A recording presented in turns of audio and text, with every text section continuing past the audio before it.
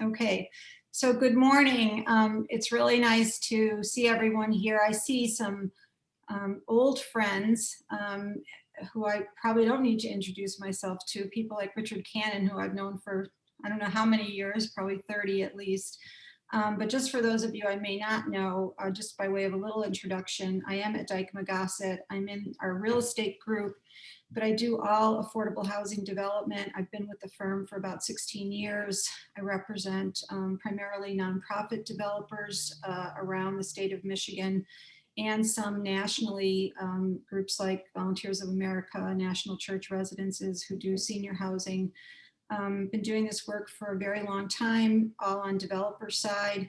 I wanted to thank the invitation and the folks at Sinair who asked me and Mike to do this, and I'll let him introduce himself in a moment. I have done probably in the last 6 or 7 years, 20 of these year 15 exit transactions. And I've always said every time I do them, we really need a good outline that kind of describes A to Z what you have to do when you are approaching this situation. And you know, you get the next one and you do it and you know what to do, but this has been really informative for me, because with Mike's help, we've put together, I think, kind of a really good structure of what you need to do when you're faced with that situation. So before I start talking, I'll let Mike give an introduction. Thanks, Rochelle. Yeah, I'm Mike Stefanko. I am Vice President of Development and in-house General Counsel for Janasco Development Company. I've been in this industry for since 2002, really. I started as a CPA at a Lansing-based accounting firm, doing kind of the annual audits, I think that most of you are probably familiar with. Then went to law school and then worked at the Loomis Law Firm for just a little over 10 years. I left as a shareholder there. You know, my practice was heavily focused in real estate, specifically tax credit finance developments. I represented a lot of different parties in that, you know, one of them being Sinair, obviously Janasco Development Company on the developer side, but also, you know, lenders and, you know, a lot of different funding sources in these transactions. You know, a lot of what we're talking about today is going to focus around, you know, the year 15 and transitioning this over to, you know, ownership by, you know, the developer or GP, or transitioning into a new deal. I have a significant amount of experience from that perspective. You know, I represented, one of the things I handled for Sinair were their exits, you know, for the last couple of years before I left and joined Janasco. Obviously, I've helped Janasco with their transitions as well. So, you know, from my own perspective, you know, please feel free to ask questions and things along those lines. You know, I think with this size of a group, it can work well. But the one thing I would ask was just get a general rundown of the groups that are represented here, because I know some of these issues will depend. I mean, if we have primarily governmental entities and nonprofits, this could, you know, we can spend most of the time focusing on those types of issues, because they do vary based on whether or not you're for-profit or nonprofit. Okay, so Aaron, do we want to do a quick round of introductions of who's on the, you know, who's participating? Does that make sense before we start, given Mike's last question? Should we do that? Yes, I think that's a good idea.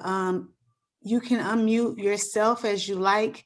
And I guess to keep order, I can call on people as I see them on the screen. And I'll just stick to participants. Should I just stick to participants that aren't a part of the preservation team? Sure, that makes sense. Okay, so Tony, how about you first? Good morning, I'm Tony Russell from Detroit Community Solutions, and we are a not-for-profit CDC, and we have Saratoga Homes, which is a LIHTC property at the end of its year 15. Okay, next, Corey. Yep, Corey Felposh, Asset Management, City of Detroit. How about Barbara?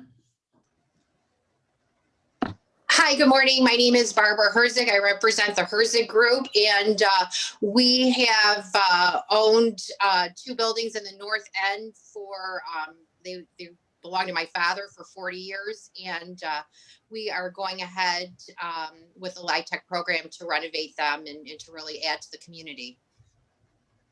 Thank you. Mark?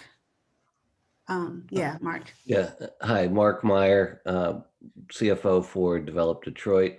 Got about 30 years of LIHTC experience, all the way from this partnership, forming the partnership, all the way through the year 15 acquisition of limited partnership interests.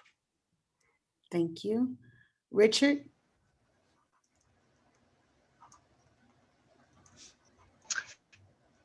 Hi, Richard Cannon with Church and the Messiah Housing Corporation. Been around in the CD field for, I hate to say, over 40 years.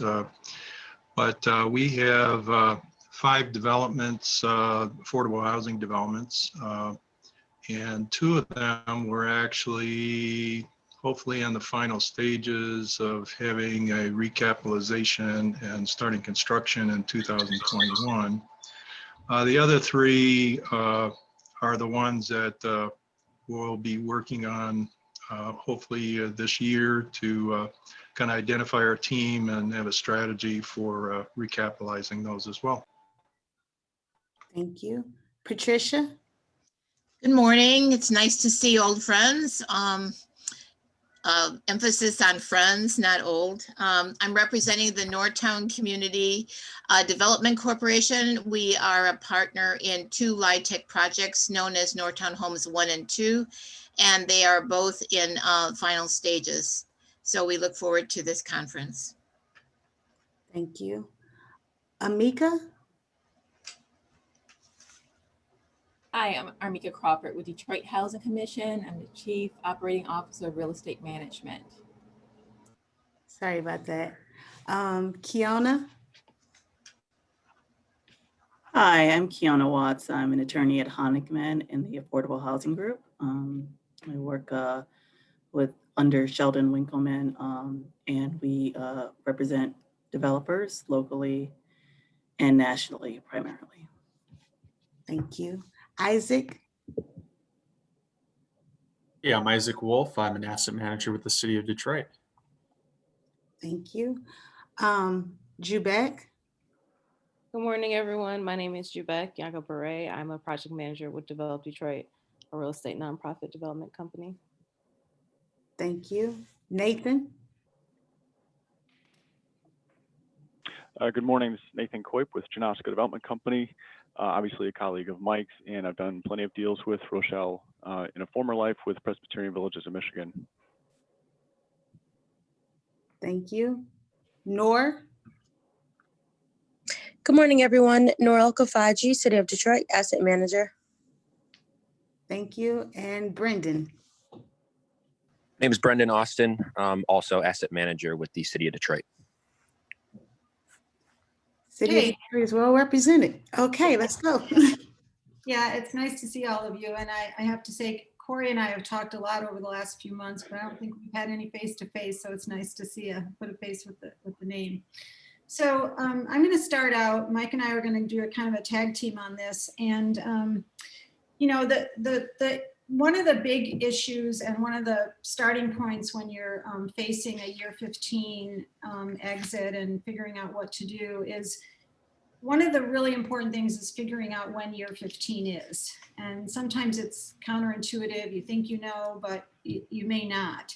So it's really important to make sure you know when the end of your compliance period is. And one of the reasons it's important to know that is you kind of should work backwards from that. So just to give you a very concrete example, I'm working with a client right now that had some confusion about whether their year 15 ended in 2020 or 2021, and we're able to go back and look at the documents. And one of the most important things to do is to you know, confirm this. You can work with your tax preparer and look at, you know, when the placed in service was and go from there as, you know, your year 15.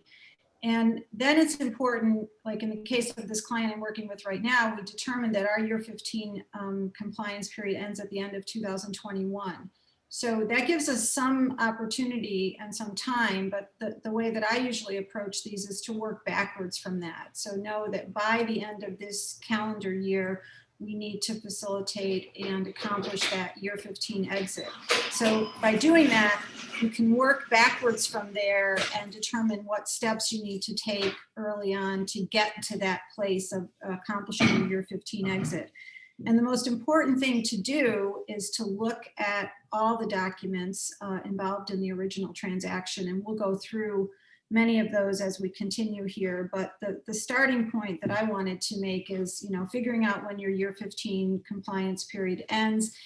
And not to sound self-serving, but it can be really helpful to work with legal counsel at that point to help you evaluate what your, who the players are that are involved. And we'll talk a little bit more about that and how you figure all that out. But early on, getting some advice and counsel as to, what steps need to be taken, who the parties are, and what your first step is, perhaps with your LIHTC investor who you're working with to facilitate the exit.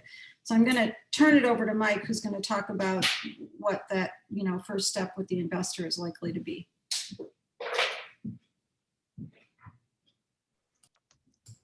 Thanks, Michelle.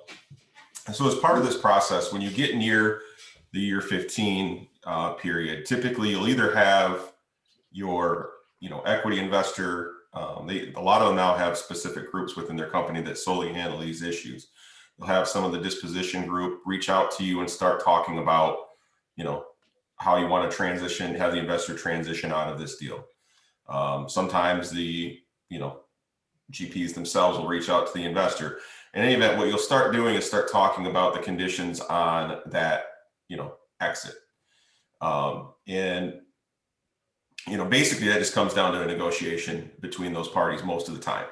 Rarely do you get into a situation where the parties are actually, bickering back and forth based on the language of the deals. Not to say that it doesn't happen, because it absolutely has. But specifically with some of the parties that I've worked with before, they try to honor the intent of the original agreement, and we'll work with these parties to make sure you get to a mutual beneficial resolution. So you'll start to work up essentially what's an LOI for the exit. Those things pretty much are fairly boilerplate documents for the investor, but they're not going to be for you. So you want to make sure that you look at those closely.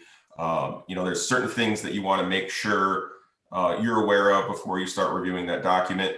You want to make sure you look at certain provisions of the operating agreement, which we'll go into a little bit later. But you want to understand what the limited partner is looking for in exchange for their exit. You need to look at things like accrued and unpaid, deferred developer fee, which can be very important specifically for-profit developers. And accrued, investor, management fees that would potentially need to be paid as well. So those things are things that you probably want to even understand before you start, talking to the investor about those issues, but definitely before you start reviewing that LOI in detail. As far as the LOI itself, the things that you kind of want to highlight in that document, you want to understand the timing of the transfer. The process to negotiate this between you and the investor is going to be relatively short relative to, depending on your financing sources, that you would potentially need approvals for. So you need to make sure that you have a reasonable amount of time to actually effectuate the transfer and get all the necessary approvals. Obviously, one of the big issues, you want to know the price that the investor, wants in exchange for their interest. That can vary greatly, depending on the deal and depending on whether or not there's a nonprofit involved.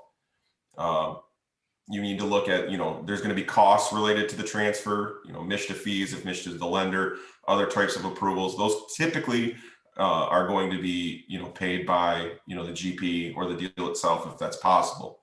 Also a major factor that's out there are going to be the limited partners, what's known as exit taxes. Specifically on 4% transactions, they're going to have potentially a low negative capital account balance. So even if they walk away from the deal, they're going to hit with a tax liability. Depending on your agreement, that could be something that has to be paid by the GP and or the partnership as a condition of their withdrawal. Then the next issue that you want to take a look at, there's going to be a continuing indemnification agreement somewhat consistent with the prior guarantees that you've entered into in the past, but that's something that's going to be in there. You want to understand what you're committing yourself to moving forward as far as compliance and audit risk and things along those lines. And then finally, there's sometimes that the withdrawing, member will ask for right of first refusal on any, re-syndications, of that transaction. So you want to make sure, you look at that provision as well and make sure what you're committing yourself to when you go to recycle the deal. So I think we want to the extent practical, make this interactive. So if there's anything we've mentioned so far and you're really not clear on, just kind of raise your hand and we'll try to address that. But as Aaron said, we will take some time at the end as well. What I'm going to talk about now is making sure you know who the parties are to the original transaction, which may sound simple, but it's not always that simple. And just as an example, in Michigan, when you do a tax credit transaction, you can either form it as a limited partnership or as an LLC. If your original transaction was formed as a limited partnership, to some extent, it is a bit easier to identify who the original partners were, because when you file a certificate of limited partnership with the state of Michigan, those partners are listed on that certificate, and so you have a record of who the parties are. If it was formed originally as an LLC, I have found it's a little more challenging because the form for creating an LLC in Michigan is called Articles of Organization, and it's a one-page form. It doesn't really include much detail at all. It definitely doesn't include who the members were of the original LLC. So in that case, you really need the operating agreement. But regardless, in either case, you need both the certified document that was filed with the state, and in the case of a partnership, the partnership agreement, and in the case of a LLC, the operating agreement. So you want to know who the original parties were to the transaction. You also want to know if they're still in good standing. So the way you can do that is to check the LARA website and determine if a group has taken the necessary steps. They're small steps, annual reports each year, but you do want to make sure that the parties to your original transaction still exist and are still in good standing.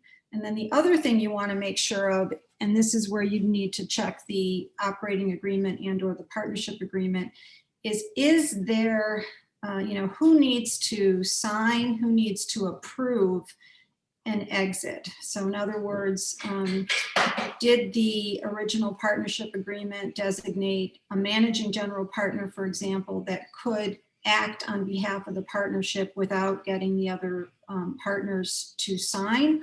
Or does the partnership agreement require all partners to sign? Same thing with an LLC.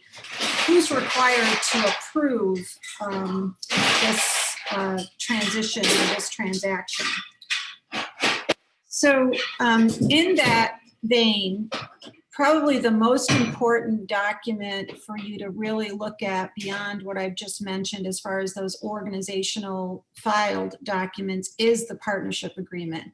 The partnership agreement, or in the case of an LLC, an operating agreement, is really going to contain the information that you need to know some of the things that Mike just mentioned. What is the actual formula in that document that describes the terms and conditions that the limited partner will exit? What does it require? It's usually going to be very clear in that document, so you really want to evaluate that document. There's going to be a very specific section on literally transfer of limited partnership interest. So you want to look at that document. And I think many of you are experienced developers on the call, so you know that we're not talking about a short document when we're talking about a limited partnership agreement or an operating agreement. We're talking about an average of anywhere from 70 to 150 pages, especially when it comes to having exhibits. And one thing that I have found is that, the partnership certificate gets filed with the state of Michigan. So you can obtain that from LARA. I have definitely done deals over the years and along the way where it's been a challenge to find that original amended and restated partnership agreement or that original amended and restated operating agreement. And you truly need that document to give you the roadmap as to what the exit strategy is going to be. So that's a really key document. And some of the other things that you would be looking at is the section on sale and refinancing of the transaction. So you need to understand how any proceeds will be treated and what's owed to the investor upon exit. So just to give you a very specific example, in most of these deals, there's an investor incentive management fee. It might be called an investor services fee. It can be called a variety of things in the agreement. And 9 times out of 10,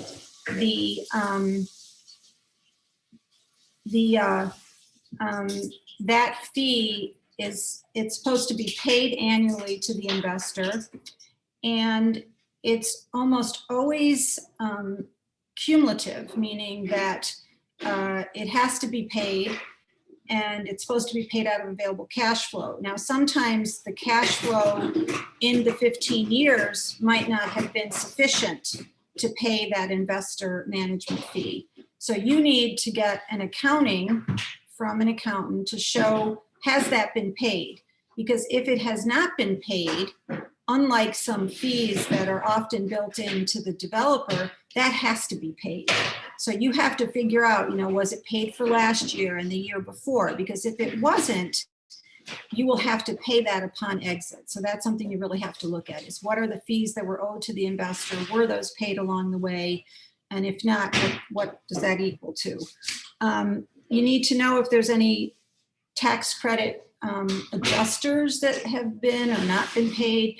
And also some investors will require something called a tax credit recapture bond.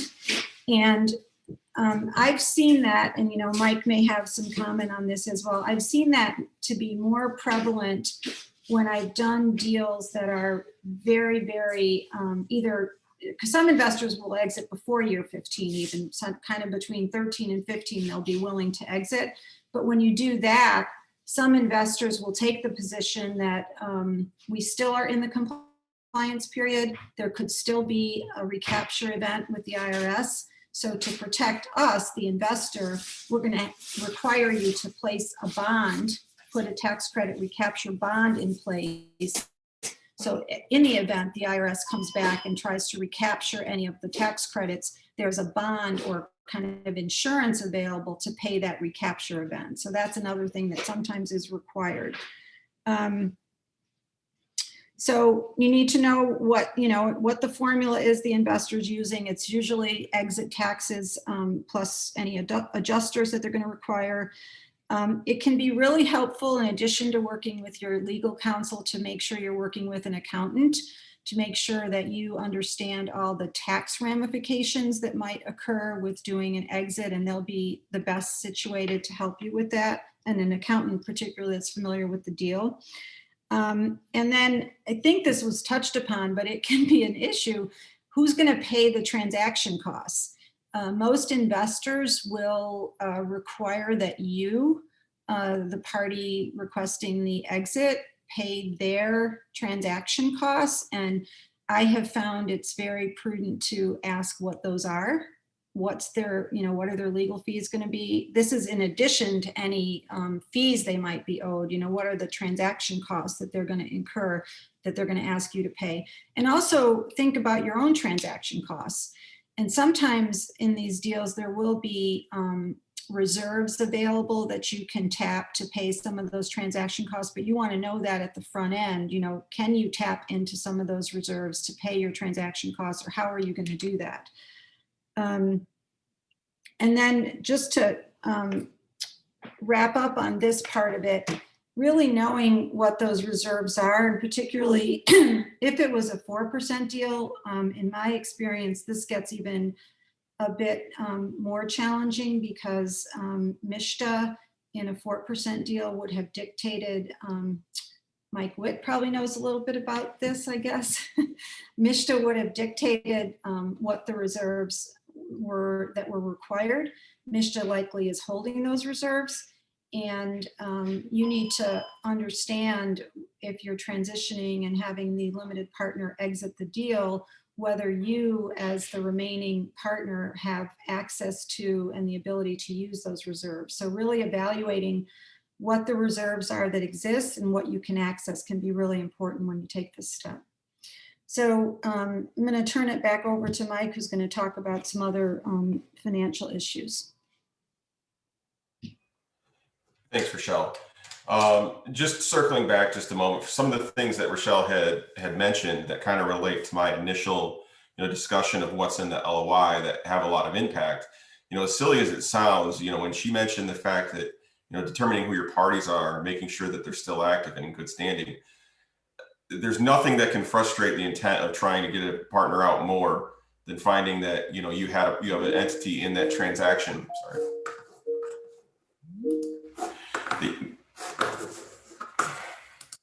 Sorry about that. That you had a partner in that transaction that's no longer in good standing, or really for legal purposes still exists. Now, the fact that you guys are on this call makes me assume that your entities are not going to find yourselves in that situation. However, if you did this deal 15 or so years ago with another party and you worked on it together, if you haven't heard that from that party in a number of years, I would be a little concerned and make sure that you start looking that up, see if they're still in good standing. So that process can take some time, especially if it's a nonprofit, depending on some of the conditions that you took on your financing. Make sure that those things are worked out well in advance, because sorry about that, I can't turn Teams off. But as I was saying, you want to make sure those issues are worked out in advance before you start reaching out to the investor, because you want to continue to put this thing off after you've engaged counsel and tax professionals and kind of just needlessly drag that process along. So you want to make sure those things are all set up in advance. You know who you're working with. You'll be able to get whatever approvals, opinion letters that you need to effectuate the transfer. Now, with that being said, I think that brings us kind of to the issue that if there's anything that will make these issues contentious, it really comes down to the liquidation of the partnership interests, who receives what money, and effectively the valuation of the limited partner's interest. These provisions in general, over time, I think for the deals that closed 15, 20 years ago, I don't think as an industry as a whole, we appreciated how complex this issue would eventually get. So when you look at documents and partnership agreements and equity documents from today, those provisions in the documents are going to vary drastically from the exit provisions and things along those lines from 15, 20 years ago. We can talk all day long about what they'll look like today, but it doesn't matter for your deal that closed 20 years ago. You're living on the documents that you signed at that time. So most of my discussion is going to focus around what those provisions typically looked like 15, 20 years ago. Just know that, and we can talk about this a little later on, these provisions in the documents that are entered into today look quite a bit different and address some of these issues, so there isn't this confusion, upon the exit. So with that being said, the biggest thing that will cause a problem for these is, Rochelle ran through what would happen. You have your cash waterfall. Everybody expects I'm going to get this amount, and ultimately sometimes it goes 90% to the general partner, 10% to the investor at the very end. And, more or less you think that's what I'm going to receive. And that is not necessarily the case. There's always a separate provision in the operating agreement that talks about liquidation. And it's very tax heavy and references a lot of regulations. But in large part, the most important thing that it says is that, the partners have to liquidate in accordance with their what's quote unquote positive capital accounts. That provision, you're never going to be able to negotiate it out of a partnership agreement, because you're never going to get a tax opinion on your syndication when you close. So what that effectively means that is, if you have a property and say that it's worth $10 million, you have existing debt on it at $8 million, you pay off all your liabilities and you're left with $2 million at the end. If you ran it through the traditional waterfall, you could say, well, I'm going to get approximately 90% of that. But if your investor has a positive $1 million in their capital account, they're going to get that $1 million first to bring their capital account down to zero. And then it's going to work through the waterfall. So that is one of the biggest issues in, negotiating these documents, specifically with for-profits.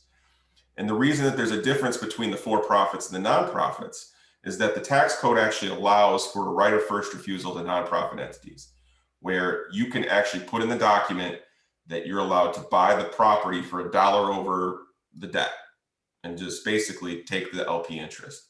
Or the way that really is anticipates a sale of the property itself, but that rarely happens. They usually transfer the partnership interest based on a hypothetical sale. So you'll rarely get into an issue there with most investors. It's the for-profit groups that will have a problem because you cannot have an agreement that you'll sell the LP interest for less than fair market value. That would cause an issue for the tax credits, and you're not going to get a tax opinion and close if you have that language in your agreement. So you'll probably have two potential issues on that point. For the nonprofits, what will happen is every once in a while you'll run into an investor that you had a significant appreciation in the property, and they want to try to realize that value, even though you have that right of first refusal. Now, I'm going to speak for the benefit of Scenair here. They have never considered doing that, to my knowledge. Like I mentioned, that I handled their exits for a number of years. If they entered into a right of first refusal, they're going to honor the intent of that agreement and frequently transfer that interest over to, the nonprofit. Unfortunately, there are other investors in the field that aren't that trustworthy, and they're going to try to realize that, $2 million themselves. This has happened more frequently outside of the state of Michigan because, the appreciations on the properties in the state of Michigan over the last 20 years kind of pale in comparison to what you've seen, in New York and California, where, in our deals, you may see like a $2 million appreciation in value. I've heard of deals in California where you've had $40 million appreciation in value. And when you talk about numbers that large, people don't always think rationally or frankly ethically, and they'll try to frustrate the purpose of the original intent of that agreement. So those types of things have happened in the state of Michigan, which is if you're a nonprofit and you're dealing with an investor doesn't have a lot of familiarity within the state of Michigan, or you're not comfortable with, make sure that you're working with legal counsel to make sure you're exercising that right of first refusal on a timely basis, and then properly under the documents, so they don't have any kind of claims to say that no, you don't have the right to buy the property, you have to buy it at fair market value. So Mike, let me mention one thing too that I think is interesting is just on the right of first refusal issue. I always recognize the importance of that document, and sometimes it's a standalone document, sometimes it was an exhibit to the LPA. I've actually had clients recently on deals, and this is more like a best practice for now, request, not all investors will agree to this, but request that they be able to record the right of first refusal. And the reason that can be a critical strategy is that there will never be a problem with finding it. Because if it's a recorded document, it'll show up on title and you can get it as part of the recorded documents. That was definitely not something done 15, 20 years ago under the tax credit program, but I am seeing that being requested more and more recently. So I just wanted to put in that little footnote. Yeah, I agree, Rochelle. I have seen that happen too on specific deals. I wouldn't say that it's commonplace at this point, but I think in different areas it is more common than others. It's happened in Michigan, but I wouldn't say that it's a routine exercise by investors. But again, if it's something that you want to pursue, it's something you should talk to your investor about when you're closing the equity deal. So it's rare that the deals that are exiting right now have that recorded though. So it is something you're going to make sure that you find, locate, and understand. Frequently, even if it is a separate agreement, the concept will be in the operating agreement itself as well. So you'll have a general idea how it works. But if you have any concerns whatsoever about your investor's intent, make sure that you're just following that to a T. If you have to transfer the whole property, do it. Make sure you're willing to take that course. It's going to be more expensive, from a closing cost perspective, but if the value is there, it's going to be cheaper than buying that for fair market value. So that's something to pay close attention to. For the for-profit developers, Unfortunately, with those old documents and the way that they're worded, there's frequently very little that you can do from the liquidation perspective outside of negotiating that exit with your investor. If you have that hypothetical sale as today and you have that $2 million worth of value, their liquidation analysis is going to show that, in spite of whatever that cash waterfall says, that first part to bring them down would be, $1 million or whatever it is goes to them. That's a correct interpretation of most documents. So be aware of that. Make sure you have reasonable expectations to come in when you're heading in, or what the best thing to do if you find yourself where you have a very positive capital account for an investor, say you're in year 10, start working with that investor to bring their capital account down in advance of that year 15. And after you have your credit delivery period achieved and they've received all of their tax credits, you have a lot of leeway to try to balance those things out and plan for that in advance. And, little increments each year of, bringing that capital account down faster than it otherwise would have can mean a big deal down the road when you go to that exit. So that's a very important thing to keep in mind. If you wait to the end, unfortunately, a lot of groups are, a little bit shocked when they try to buy that interest and it's a lot more money than they expected. So that's a big issue in and of itself. And if there's any one thing that causes, disputes between investors and developers, that's it. In the defense of the investors, it's not something that's in their control when they sign the agreements, but it's a reality that we all have to deal with. The second thing that you want to make sure that you're familiar with is the payment of the developer fee. And again, this is something that is a bigger deal for for-profit developers than it is for nonprofit developers, because if you have a deferred fee that's not paid, one of the conditions that they're going to place on that exit is that you have to pay your developer fee. Well, there's no cash in the deal to pay that developer fee. What that effectively is just a phantom income hit. If there's $200,000 left in deferred fee, you have to make basically what's a hypothetical capital contribution and a disbursement of income to yourself for $200,000. You're going to have to pay that tax on that $200,000 without any real source of money coming in to pay it. If you're a nonprofit, and if that's within your intended purpose, it's going to be exempt from taxation. So you really don't have a lot of concern from that perspective. So that's not usually as big of a deal for a nonprofit, but it's something that you want to keep in mind. And then also for nonprofits, the thing that's most important to consult with tax professionals on is when you entered into these deals, your managing member or your GP entity made what's called a 168 election. You probably didn't think much of it at the time, but what that effectively does is say that my entity that owns this interest, even though I'm a nonprofit, my entity that owns this interest is going to be subject to federal tax. It's something that you had to do and make sure that the tax credits and the benefits flow properly. But now you have to make sure that whatever taxable income flows to that GP entity, you have the ability to pay that resulting tax, or find a way that's approved by your attorneys and accountants to make sure that that taxable income flows somewhere else and would be exempt from tax. So just keep those things in mind, that there's a lot of moving parts, even for a nonprofit related to tax, that will come up. In the contemporary documents, these exits are going to be more streamlined. You'll frequently have put options for $1, for the benefit of the investor, or purchase option for the benefit of the GP to buy it at fair market value, or if you're a nonprofit, for $1 over mortgage value, subject to certain adjustments that each individual investors will put on that. So keep those things in mind as you're negotiating the new deals, and make sure that's something you talked about in detail with your counsel when negotiating LOIs for the new deal, and obviously the partnership agreements for the new deal.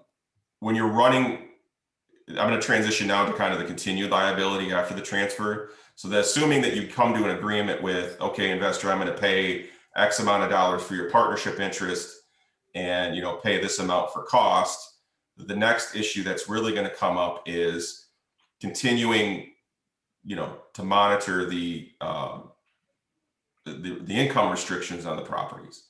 Rochelle mentioned, a bond related to that, and that's something that was more commonplace a number of years ago. It used to be a requirement under the code that if you exited before, year 15, you had to place a bond on the property. You still can to make sure you don't jeopardize the credits, but that standard is now changed, and you just need basically you need a reasonable likelihood that the party that's going to buy the property will continue to operate it in accordance with the restrictions. I think most investors would view transferring their investor limited partner interest to, a GP that, is in the industry and continues to do deals as a safe transfer without a bond. If you have a brand new, group in a deal that's never really worked on an affordable housing project,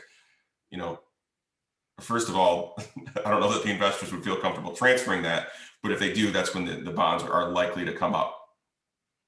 The other scenario where the bonds would come up is if you're transferring it to a group that really doesn't have much of a balance sheet or is not willing to provide the indemnifications that the investor is looking for. They'll typically require an indemnification agreement that should mirror the guarantees that you already entered into. So when you're looking at the indemnification obligations, make sure that it's kind of consistent with what you agreed to in the past related to the guarantees. The investor is not bound by that, but by and large, I've never had an issue where both parties say, okay, you're going to take the same liability that you had before. It's just going to take the form of a different document. So you want to make sure you're looking at those things to make sure that they're consistent. And then the last thing, and unfortunately, this has bit a few developers in the past, again, not with any deals that I'm familiar with Scenair, because again, they wouldn't consider doing this. But some groups, unfortunately, even without their consent, ended up having to transfer all of their investor interests to basically these vulture investors that are out there. And what these groups did was they realized there was a lot of built-in value in a lot of these LIHTC deals because of that liquidation of positive capital accounts. So they bought a ton of limited partner interests at a discount. And then they tried to frustrate the purpose, find every little thing that they could to get that GP out of the deal, or have them sell it, and recoup more than anybody really anticipated, under the terms of those documents.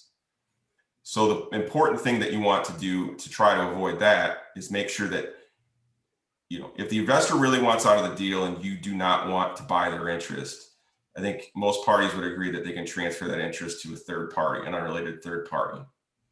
You want to make sure that whoever that unrelated third party is, that it's a group that you can trust and isn't going to try to take advantage of you.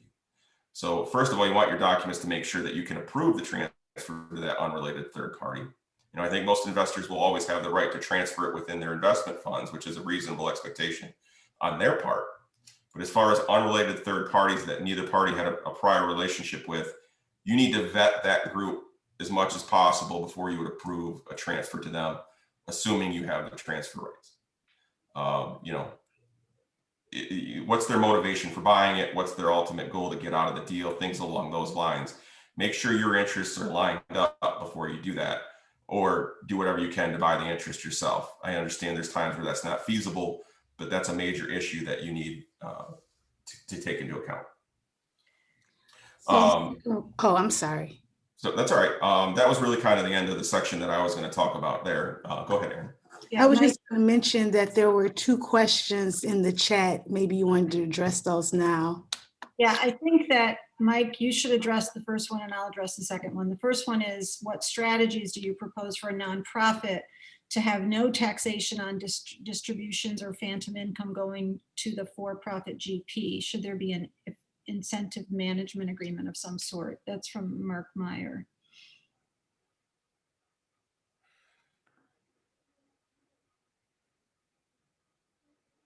So what strategies do you propose for nonprofits to have no taxation on distributions of phantom income going to the for-profit GP? So when you're talking about distributions of phantom income, if you're referring to the development agreement, the biggest thing there is your development agreement usually is never in favor of the GP entity. You should make sure that your development agreement, typically if the nonprofit is in favor of that nonprofit entity.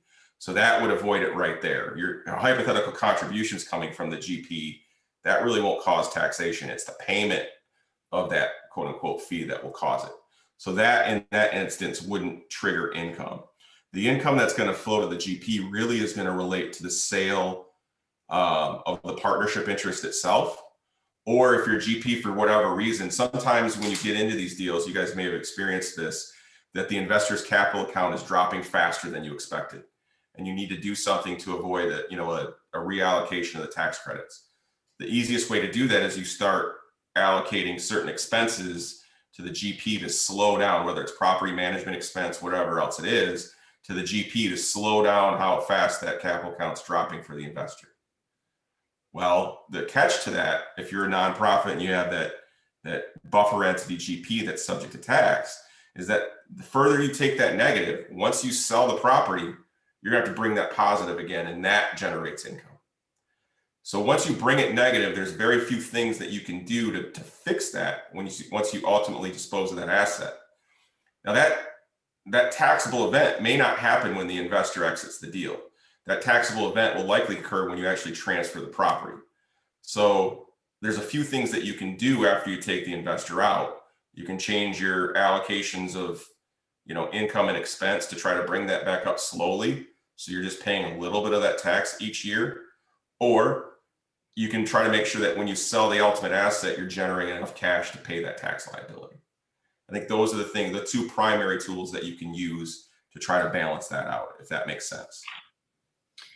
So the other question is from Isaac Wolf, going a step back when we talked about making sure the partners are in good standing and what happened. So the question is, what if they've passed away or declared bankruptcy, or what if you just can't find them? But there are lots of different scenarios, and if the partners changed along the way, like if they declared bankruptcy or if they passed away, the best scenario, but it doesn't always happen, would be that the organizational documents should have been amended along the way to recognize the change in partners. So with a partnership, you can always file a certificate of amendment with the state to show that there's been one partner has withdrawn or is no longer a part of it. If that occurred, that's your best case scenario, but often that doesn't occur. But you can do a correction. So what I've done in some situations when we found that there is a partner that no longer exists or declared bankruptcy or just exited, and they may have sent a letter saying we no longer want to be a part of this partnership, you just have to memorialize that in some documentation. Now it may require, if the partner still exists, it may require getting their signature to show effectively that they've withdrawn or exited, but you should have something to show that change. And as long as you can do that, you shouldn't have a problem with your investor understanding what who the parties are. And, sometimes, I have had, some of these early deals, they had lots of individual partners, and sometimes you just can't find people. And then you're just going to have to do something like an affidavit from the remaining existing GP saying, we will indemnify you, investor limited partner, against any recourse from these other partners because they're just not findable. So there's ways to tackle it. You just have to sort of figure out what you need to do and then have the right kind of documentation. So now I'm going to shift a little bit and talk about, we focused primarily on issues in the limited partnership agreement, but there are other documents that you'll need to really pay attention to in this situation. And one of them is the LIHTC regulatory agreement, or the LURA, which is the document that gets recorded when the project is placed in service. That is the kind of regulatory agreement to make sure that there is tax credit compliance. And one of the most important things to look at in that document is what was the originally agreed to period of affordability. In all LIHTC deals, there's a 15-year required compliance period, but in many, many deals, particularly the earlier ones that were done, in order to garner additional points, developers put you know, the sky's the limit. We're going to have a 99-year period of affordability, or an additional 30 years. And it was often done for the purposes of garnering additional points. And the only place that's really crystal clear is in that LIHTC regulatory agreement. And I believe it's in section 6 because I've looked at it so many times. You really have to look at that and you have to understand what it is that you're dealing with. But for many of the types of organizations I think that are on this call, that may not be a large issue because your intent probably is to continue to keep the project affordable and you're not looking to have the investor exit and then kind of flip it to be a market rate development. But you still want to understand what your restrictions are. What are you signing on to? What are the restrictions on affordability that exist on the deal? And those will be evident in that LIHTC regulatory agreement. And that is a document that's recorded, so you can usually find it pretty easily through some assistance of the title company. The other thing that you're going to want to look at in this situation is who were the other lenders on the deal, and what types of approvals you might need from those other lenders. In Detroit and in Michigan in general, many of the LIHTC deals that were done originally, the 9% deals, many of them had home dollars or block grant dollars, more likely home funds that were put in the deal. So there will be City of Detroit home loan mortgage note that will exist. And so you will have to understand what kind of approvals do you need from the City of Detroit if you're doing an exit. Typically in the partnership agreement or the operating agreement, there will be language that requires you to obtain the approval of those kind of subordinate lenders, if you will, to any kind of a transfer or change in partnership interests. Another party, particularly on a 4% deal, you would have had MSHDA direct tax exempt financing, as well as possibly MSHDA gap financing. MSHDA does have a procedure. I should back up and say the City of Detroit doesn't exactly, in my mind, have a procedure, but there are I have found the city to be cooperative and willing to accept the request that there's going to be a partnership transfer and provide whatever documentation is needed to approve that. MSHDA has a very specific form that you have to submit to the state to request approval of a transfer of partnership interests. They have a process that you go through. MSHDA Legal usually gets involved. If it's a project with MSHDA financing, it's a little more involved. They have to present it to their asset review committee and develop a report that will address and look at all those reserves that we talked about earlier. If it's not a deal, if it was a 9% deal that did not have MSHDA financing on it, the process for getting MSHDA approval is an administrative one. It's a little simpler. There are fees associated with the submission of the form to MSHDA, but not exorbitant fees that you have to submit when you submit the application for approval of transfer. So that kind of covers MSHDA and the city. You also have to determine if there was any HUD financing. Now, on most LIHTC deals, that's probably not the case because in Michigan, it's not that common to combine HUD financing and LIHTC, or it wasn't earlier on. But one thing that is very common is a HAP contract. So you may need to be very conscious of, what is the stage of the HAP contract. Do you need anything? Do you need to do anything with HUD to show the transfer of partnership interest? Probably not at the point that you're just doing the transfer of interest, but you still want to know what that HAP contract involves, what year you're in the HAP contract, because most of the HAP contracts were for 15 years. So you may have to determine if that's going to be something you have to obtain a renewal on. And sometimes there are other third-party commercial lenders. Now, in all of these deals, there's always going to be a construction loan, but there very often was a construction / permanent loan, you know, a larger construction loan at the front end, and then it converted to a permanent loan once the project was placed in service. So, you know, you have to determine if there's anything you need to do vis-a-vis that private commercial lender. You know, they may at this point, you know, you have to determine what's the term of their loan. Do you need to, is there any payoff of that loan? Is there any due on sale clause that you have to look at? So you just have to understand, you know, what the other financing was on the deal. One way to find out this information, a good benchmark to start from would be the getting a title commitment.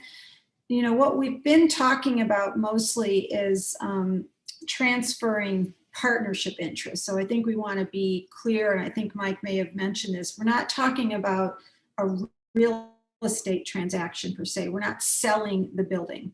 We're transferring the partnership interest, which is a different way to change ownership, right? It will change the ownership because the partners who own it will be different, but it's not a real estate transaction. So it may sound odd that I'm suggesting obtaining a title commitment, but one important thing that you'll learn from the title commitment is all of the funding sources that I just mentioned will be clear on the title and shown as exceptions to title. So you'll be able to see who has a mortgage, you know, where the LIHTC regulatory agreement is. And the title company, in addition to providing you with the title commitment, should be a very good source of providing you all of those exception documents, because depending on how good the record keeping was for the organization, we're talking about documents from 15, 20 years ago. Does anyone have them? Can be a bit of a challenge. Some people have really good records, some don't, but at least if you get that title commitment, it gives you a threshold for obtaining a lot of those source loan documents that you'll need to look at to evaluate. And even though, again, this might sound a little self-serving, I think it can be really important to have some advice from counsel as you're looking at those subordinate loan documents, because you really do need to understand not only what approvals you need, are there any ramifications of doing a transfer of partnership interest, will it trigger any debt repayment or any loan repayment on the deal? So you just need to know kind of where you stand with regards to the additional financing. And that will also be, and we may talk a little bit more about this at the end, but presumably when you're doing this transfer of partnership interest and having a limited partner exit, one of your next steps is likely to be looking at some type of refinancing. You know, how do we provide whatever capital needs are prevalent in the transaction? You know, what's going to be our next step? So in particular, if you are going to take that next step of refinancing, really understanding what's the existing debt, what's owed, what loans exist, what grants exist, what the terms are of those. Can those be, you know, will those have to be paid off? Can they be rolled over into a new deal? I have recently learned a bit more about that I'm dealing with right now that some of the MISHDA financing does not allow for prepayment. And as a result of not allowing for prepayment, there's, and I'm on the very threshold of learning about this, that there's a thing called a swap determination fee that will kick in when you do a refinancing that can be very financially cost prohibitive to doing that. So my point being that it's really important to understand what's the underlying financing of this deal and how will that impact your ability to take the next step. So, you know, looking at both the LIHTC regulatory agreement to understand the period of affordability you're dealing with, and really understanding who were and may still be all the existing lenders and parties that were involved in the deal originally that you either need to get approval from, or you need to be conscious of what the what their situation is going to be on the deal going forward. I think we talked a bit about the development agreement, but that's another document that I've had a lot of deals where it's hard for people to find that, and it can be a really important document to look at when you do this so that you can understand the status of the development fee, how much was deferred, when and how it was supposed to be paid. And that can be a really important issue on the point of an exit. And I think now Mike's going to talk about the, once you've sort of done all this evaluation, you're working with your investor limited partner, there are documents that are drafted to memorialize the assignment of partnership interest. So you have to do documentation to show the exit of the limited partner and to show the assignment of interest. So I'll turn it back over to Mike. Rochelle, before you do that, can I add something? Yes. So yeah, I know briefly you talked about the process for approval for partnership transfer for Michigan and the city. So I just want to be clear for the city, we do have a process because our loan documents do state that any change to the partnership does require approval by the city. We don't have a form like Michigan, but we have taken email requests. We processed those. We presented it to. We also have an internal asset review committee. And then we will amend our existing loan docs to reflect that change. So just want to mention that. And I can put my email address down in the chat. That way, if anybody needs partnership change approval by the city, you can contact my team and I. Thanks, Corey. Yep.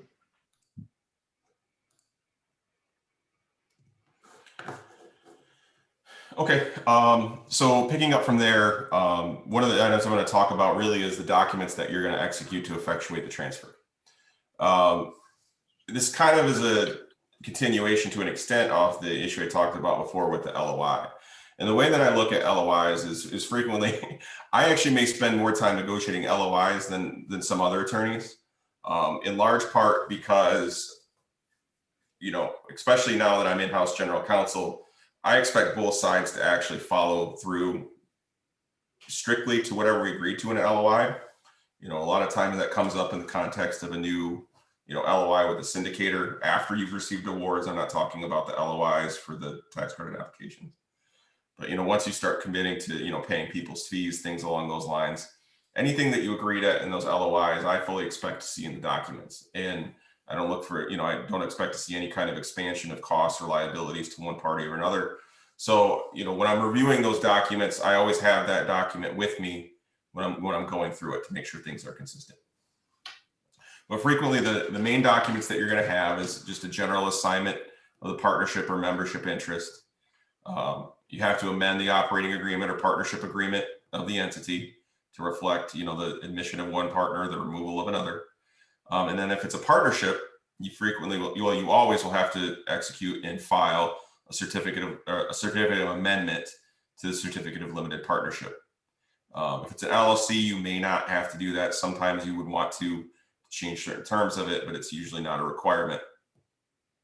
And then finally, an indemnity agreement. I would say that the key things from those documents when you're taking a look at, it does mirror somewhat to what I discussed on the LOI. But a lot of those things like price, exit taxes, presumably are already negotiated. So what you really are doing is making sure that the assignment document, that's the one that should set forth the price and the things that you're paying. Make sure that's consistent with the LOI. Make sure that your amendment to the partnership agreement reflects all the entities correctly that you want to have in the deal moving forward. A similar issue with a certificate of amendment that's filed with the state. And then as far as the indemnity agreement, make sure it's consistent with what you agreed, the liabilities that you agreed to take on in the LOI. I try to make those mirror what you agreed to in the guarantees. But if you agreed to some departure, make sure it's consistent with what you agreed to in the LOI. So that's the base set of documents that you're going to have. And like I said, I always go back to that LOI. From my perspective, that's what you guys agreed to. That's your intent. If push came to shove, our LOI is binding, especially in the context of these, no. But most parties will stick with what they agreed to. So Mike, if I could just add one thing you mentioned earlier, which is the right of first refusal on the part of the investor to invest in future deals on the part of this general partner or this developer that is doing the exit. I have found it to be really important to closely evaluate that language and to make sure that it doesn't tie your hands as the developer to the extent that you should have that language be flexible enough that you give the exiting investor limited partner an opportunity to provide you with a term sheet and to provide you with their potential terms of on a new deal. But you should have time limits that require them to provide that to you, and then you have X amount of time to review it. They have X amount of time to review your feedback or your revision to that term sheet. And I usually ask for language that says, we'll accept your bid if it's the best business deal, because you don't want your hands tied to the point where they have a right of first refusal that you can't refuse. So I really do look pretty closely at that particular section of the assignment. Okay, thanks, Rochelle. And I would agree with that. You know, there's a lot of things that could frustrate your purpose when you go to resyndicate that deal. And if that document's not, you know, properly worded or has a clear set of benchmarks to meet to make sure that you have satisfied your obligations, you know, that it could really cause a problem. So just make sure that, you know, you do monitor that closely. And then once you go to resyndicate that, you know, you follow those timelines. You know, overall, I would say that that's something when you select an equity partner in general, you want to make sure you're selecting somebody that, you know, you have faith in, that they'll follow through on their obligations and things along those lines. Because, you know, you may not know that, you know, those groups are going to, you know, pull something like this until later on in the deal. There's a lot of groups out there that have a very established history, you know, where frankly, trying to do something like that in a year 15 to 1 group would cause them more harm than good. So they, you know, they wouldn't even consider it for that reason alone, let alone, you know, they just, as a principle, you know, wouldn't do those things. So it is important to monitor those things and take those things into consideration, you know, when you're selecting partners. The last thing that I wanted to head on is kind of like a catch-all of other things to consider when you're approaching this year 15.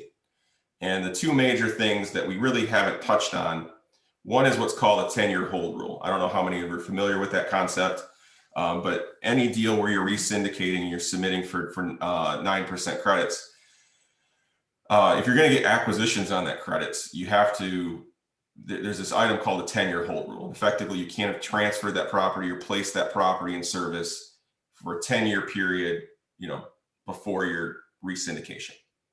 Now, like most things in the tax world, there are a number of exceptions to that. You know, the two most notable exceptions are if your project is substantially federally financed. And do not think that just because you have a MSHDA loan that it works, or just because if you have a 100-unit deal and you have 10 Section 8, you know, project-based vouchers that you're okay. That's not how that works. And there are different there's different opinions out there as far as how to meet that standard from a tax perspective. So if you're really concerned and you have a good working relationship, you know, with a syndicator, I would talk to them about it as well and make sure that whatever decision you're going to make would be okay from their perspective of their tax counsel. You know, for example, if it's a Section 8 contract, obviously if you're 100% Section 8, you're going to meet that test. If you're 25%, I would say you're not going to meet that test. If you're 51%, some folks would be okay with that, some wouldn't.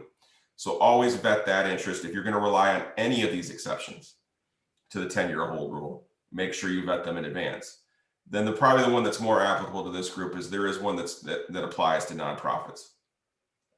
So if you're acquiring just a partnership interest, an LP interest, you're in your nonprofit, you're going to be okay most of the time. You need to make sure your 501c3 is in good standing, you know, at the time of the transfer, that you're transferring it to the 501c3, and then, you know, you can move forward. Again, if you're going to own that interest directly in the 501c3, consult your tax professionals to see whether or not, you know, a limited partner interest in a deal is, you know, subject to UBIT. So you want to make sure that you're not getting yourself into any other situations there, but that is one of the 10-year hold exceptions. If you have any questions at all about what you're going to do relative to that and burn your ability to get acquisition credits, talk to your attorney. You even bring your syndicator, potential syndicator into the loop as well. Everybody kind of has the same interest there to make sure that you don't, throw away the opportunity to get acquisition credits. And then the last point is, your soft funding sources. I have a lot of people from the city of Detroit on, so they know this process better than I do. So if I say anything wrong, please correct me. But, one of the major funding sources for deals in the city of Detroit are city of Detroit home loans. There have been deals in the past where the city of Detroit, in exchange for other agreements, has agreed to write down, or in certain instances, forgive home loans. If you're going to pursue a forgiveness of any soft debt, whether it be the city of Detroit or someone else, you need to make sure that you need to keep a couple things in mind. One, any forgiveness in debt is going to generate taxable income. So if your investor's still in the deal, they're probably not going to be okay with you doing that. And you're probably going to have their approval in advance. If they're out of the deal, you get to do it and make sure you can try to work with your tax professional and make sure that doesn't, unnecessarily burden your organization. But the biggest problem I've ever seen come as a result of this is a deal could jeopardize its pilot. A condition of the pilot on the statute is you actually have to have a federally aided mortgage on the property in order to get a pilot. Well, if your only debt on the property was a home loan and you pay it all off, you no longer have a federally financed mortgage on the property, and your pilot under the statute will go away. So, be very careful when you're making any of those decisions, especially if it's the last debt on the property. There's a lot of, potential, potholes along the way. That was one of the bigger ones that I can think of. So just make sure whatever decisions you're making aren't going to jeopardize your deal in the long run, and frankly, losing a pilot even in the short term. So just be very careful that sometimes those decisions that you make as it applies to existing financing can have a significant impact on your deal. Thanks, Mike. Oh, go ahead. Just to piggyback on that, I unfortunately have had the task in the last few years of working to reinstate pilots on a number of projects that have done exactly what Mike said. They've paid off some underlying mortgage thinking, oh, great, we're out from under this debt. They still have the entity that's required, like an LDHA that owns the property. But once that mortgage is paid off, it often will result in a notice that's sent by MSHDA to the city terminating the pilot, which is not something you want to have happen, because climbing back out from under that termination is a feat in and of itself. I've probably had to do it 4 or 5 times, because without a pilot on many of these transactions, the deals are just not operationally feasible because of the tax rates, especially if it's in an area where possibly the taxable rate of the property has increased since the time it was developed, and your taxes are going to be pretty exorbitant, and the pilot is just key. Now, it can be done. You can get the pilot reasserted, and you can, there are some strategies to do so, but it can be a challenge. You have to work with the city, you have to work with MSHDA, City Assessor's Office, and MSHDA Legal to get that pilot reinstated. So you do want to be very conscious of that. I think at this point, Erin, it might be good for us to stop and see if there are some questions. Maybe perhaps that's where you were going. That's exactly where I was going. And I believe Barbara had a question in the chat. Her question is, what is the advantage of ending before 10 years? Well, there's really no option. Yeah, I think what she meant to say is before 15 years. So if I could, Okay. Michelle, I think I understand what she's getting at here. So there's 2 key periods when you agree to take on tax credits. You have a 10-year credit period and a 15-year compliance period. You can pretty much no investor is going to exit before the expiration of the 10 years, because that's the flow of their credits and their expected return on the deal. They typically model them out for 15 years. but it's not uncommon for an investor to exit between, you know, the end of year 10 and the end of year 15. Why you would do that? There's a number of reasons why I think you would do that. One, you know, if the investor is willing to do it, you have more control over your deal. You know, you don't have to do the reporting otherwise. The investor, frankly, doesn't have to do it either. Though they do have to monitor compliance and things along those lines, but the threshold's different. I think the biggest reason you would do it comes down to the capital accounts that we talked about before. If your investor at, you know, in year 11, their capital account is getting to 0, and it's going to continue to plummet and go negative, and they're going to have exit taxes in the future, specifically if you're a nonprofit and they'll just walk away at that point without any tax liability, that's one way to work. What's one major reason to do it right there? I think that would be the biggest one that I can think of in my mind for both sides. The dynamics of that change somewhat with for-profit groups, but the similar rationale could apply as well. But like, I think exit taxes, tax planning is the biggest reason why you would exit before year 15. What I can add to that, though, Barbara and others, is what the ones that I have worked on that have been done before year 15, it strikes me that the requirements on the part of the investor are a little bit more stringent, because they do still have a concern for compliance through year 15. So things like their indemnification agreement, they might require an environmental indemnity agreement. They may require more reporting to them over the period between whenever you have the exit till year 15. And they might require that tax recapture bond that we talked about earlier. And those things are not necessarily going to be in existence if you do the exit at year 15, but they're more prevalent if you do it prior to year 15, if there is the ability to do that. So I would just add that in as a, you know, caveat to that scenario. So we've talked a lot. I feel like I need a glass of water, but I can hold off on that. But are there any, was there anything that was just totally unclear that we need to go back to, or any burning questions that you have for Mike or I? And I do want to say, Corey, I wasn't trying to denigrate the city in any way. I just no, it's okay. And I know you and I have worked on a couple of these, and along with Scott Brinkman, and you know, Scott's involvement has been a really breath of fresh air for facilitating those approvals on the transfers, and I do appreciate that that effort on your part.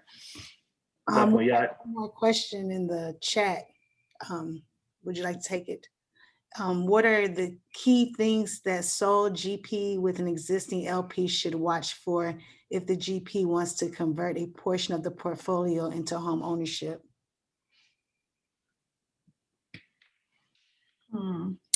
Well, I can try to take that. It sounds like it might be a LIHTC project that was done as a single family scattered site development, because that's the only time that that kind of issue would come up. I have worked on a few of those, and you know, part of the key is what documentation or language was put in place in the partnership agreement at the front end to allow for that shift to home ownership. You know, was it contemplated at the front end? Was there any benchmarks or parameters on the part of the tenants? You know, did they have to be in the unit for X number of years? Did they build up any equity along the way to potentially purchase? So there are ways to structure those. I would say that those are more complicated, and you definitely are going to want to work both probably with a lawyer and maybe a housing consultant to figure out, you know, what and how you can structure that. It can be done, but it's definitely a little more complicated at the back end. Yeah, I would agree with that completely. It is probably one of the more difficult things to actually pull off. You know, when you have those, you know, home ownership points in your application. The biggest thing if you take out your investor and they're out of the deal, assuming you're past year 15, I mean, your tax credit lure is going to be one of the biggest things. If it doesn't allow you to transfer those units separate and apart, then obviously you're going to need MSHDA approval. Sometimes that's in there if you had those points in your application. The bigger issue is really your lender, because you know those properties are their collateral on the loan. They're generating the income. to pay the debt service and everything else. If, as you start to transfer those off, you really think about it, each unit you lose is going to make the kind of the administrative burden on the rest of the units, more significant from an operating cost perspective. The per unit costs are going to go down, but those other costs are going to stay high. So you got to make sure you have a plan to deal with all of that and that your lender's on board. Frequently what they'll do, if they agree to it, is say, for each house that you sell, you have to use X amount of those, you have to pay X amount of the principal on the debt. And it's going to be more than you probably would think for an individual unit, but that's in part to offset that issue on debt service. So it's the lenders that I've always run into that I think are the biggest issue in actually effectuating that transaction. If you have a lender that's completely on board with that concept, is going to work with you, it makes it a lot easier. But Rochelle mentioned the consultants and things along those lines. I would highly recommend working with a consultant that has experience in that area. And the only one that I can think of that comes to mind that's actually done this successfully, at least outside of the state of Michigan, is Cleveland Housing Network. I know that they're active in the state of Michigan, the Michigan Housing Council. I know they've actually achieved this in Cleveland. I don't know a lot about their success out of that area, but it is something that you should probably look to someone that has experience, because there's a lot of little things that will pop up in trying to achieve that. I think it's a great goal, but there are a lot of roadblocks. So I'll give a shameless plug. That is one of the focuses of the Detroit Preservation Group. We have a scattered site single family team with which SENAIR and CHN are working on. So Mike, we didn't plan that, but I appreciate the plug. You're welcome. You want to close us out, Mike Witt? Oh, sure.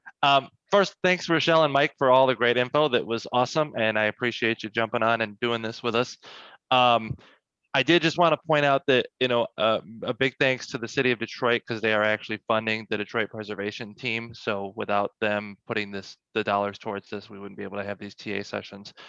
So big thanks to them. The Detroit Preservation Team is, for those of you that haven't been that involved with it, Enterprise is actually leading the team. SENAIR is part of that team as well.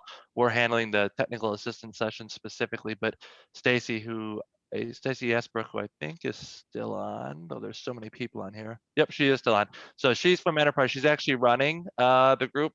She's kind of heading up the whole thing. So if anybody does have questions or wants any involvement or help, that's what this group is doing. So if you haven't already been connected with Stacy, she is here now, and would love to connect with you. So Aaron, Grant, myself, and then Josh White, who is also on, and I think Lucius, I don't know if he's still on or not, from SENAIR, have been working on these TA sessions. We have 5 more to go. I know a lot of folks have signed up for all of them, so they're every Wednesday for the next 5 Wednesdays. So anybody who has not signed up for other ones, if you want to, reach out to us and we'll get you on the list for the rest of them. So other than that, I appreciate everybody taking the time, and we will have more. Mike and Rochelle did a really good job of teeing up some things that are on the rest of our sessions. We do have one with the city of Detroit and with MISTA and HUD. So some of that stuff that Rochelle was talking about, we'll get into more nitty-gritty details on that in some of those other sessions. So unless anybody has any other questions, I think we're right on time at an hour and a half. Mike, thanks for mentioning Enterprise. I did add my contact information to the chat if anyone does have anything for me. I've thankfully already been connected with a good number of you. So yes, if anyone does have a multifamily affordable housing project that they're working on, I'm happy to help. That's what we're doing. SENAIR and CHN collectively are working on the scattered site. So wherever your project might fall, we would love to work with you and help you with preservation strategies. And I plan on at least listening in and joining each one of these training sessions. So great job, SENAIR team. Your first one is under the belt. I know this has been a long time coming and you guys had to kind of reshuffle with COVID. So nice work. I think it was a great training session. So kudos. Thank you. Thank you much. Thank you, everyone. I guess that's it. Have a good day. Thank you. Hey, Aaron and Mike, can you stay? Thanks so Wait, much. can you stay on? Yes. Yeah.